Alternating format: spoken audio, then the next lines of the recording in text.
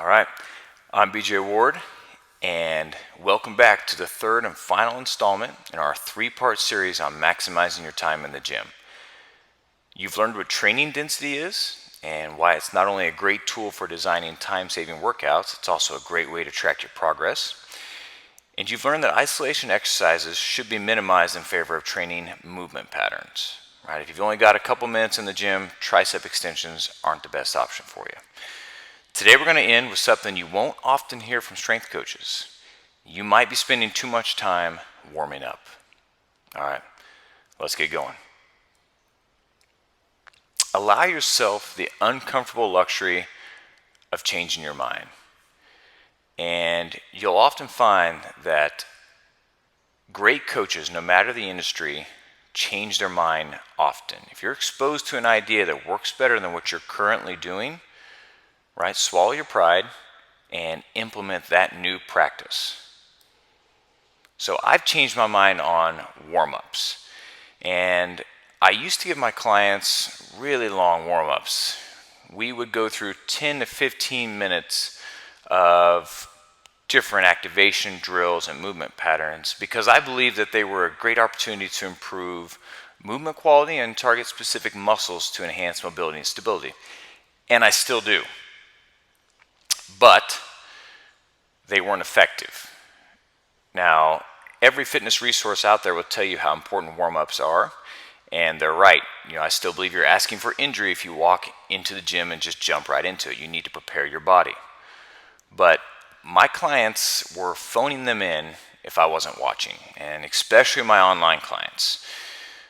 Often exercises that I put in the warm-up are designed to improve a movement pattern, but guess what, guys? Those only work if you execute them well.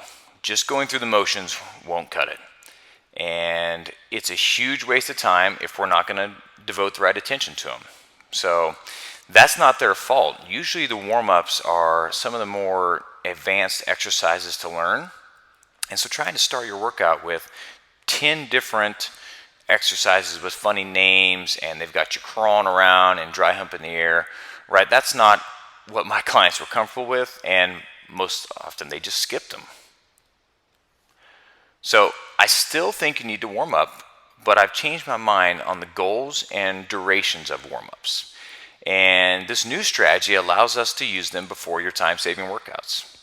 So here are my current views, and these are influenced by Charlie Weingroff, who's an expert strength coach. And number one, we want to increase your tissue temperature. So it's pretty simple. We just need to get your blood pumping a little bit before you work out. Number two, we're going to prime the mobility you have. So prior to your session, you shouldn't worry about aggressively increasing your range of motion. Instead, just prime your body to use what you already have. And this is the area that I have changed my mind on the most. Instead of going through drills and active stretching to try to get a greater range of motion, we're just going to own what you have that day.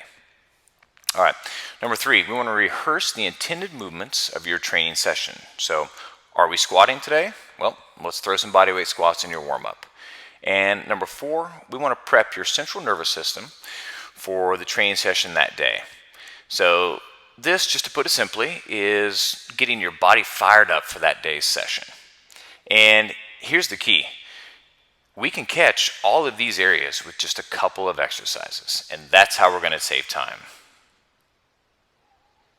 So before we move on to a sample warm-up, I know you may be asking, what about stretching and foam rolling?